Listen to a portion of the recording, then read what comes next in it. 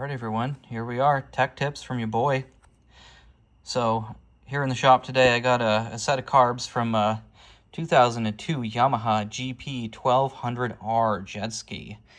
Triple two-stroke, very cool jet ski, very fast, very fun.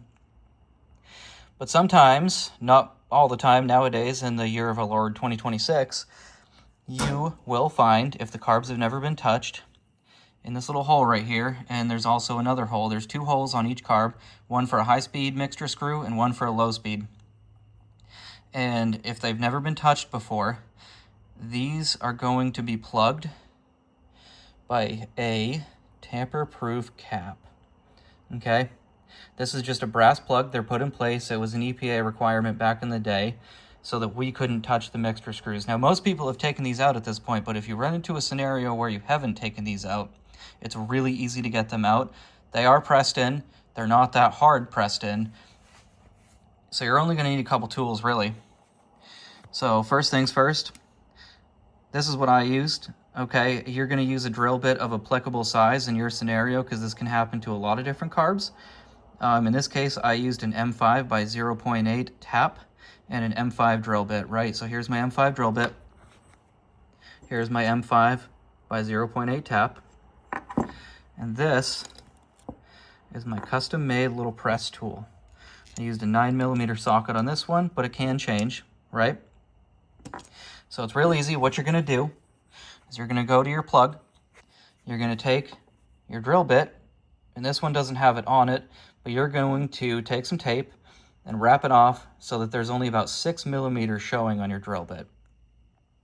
That affords you the ability to drill into the cap without drilling into the screw. You really want to be careful about the screw. You don't want to damage that, unless you're replacing it, of course. So you're going to drill your hole as centered as you can. Use a center punch, right? Then you're going to take your tap, M5 by 0.8. You're going to go in. You're going to tap your hole. And then you're going to take an M5 by 0.8 bolt, a washer, and a nut, in an appropriately sized socket. This is going to be your press. So you're going to take that press and you're going to put it into your cap, thread it in, get as many threads as you can, that way it's not going to pull out. And then from there, take your wrench and you're going to tighten this nut here. When you tighten that nut, what's going to happen is it's going to put force on that cap. And after a couple turns, that cap will break free and it will start pulling out. You can finish pulling it out. And there you have your mixture screw. And you can go ahead and do that on all of your carb bodies, just so long as it's really easy to do, but you want to make sure that you're being real careful. You don't want to drill into the screw. But other than that, it's super easy to get them out. It can seem intimidating at first, and that's okay, that's fine. But that process is extremely easy, and just about anyone can do it. So if you run into a situation where you have your tamper-proof cap, as shown here,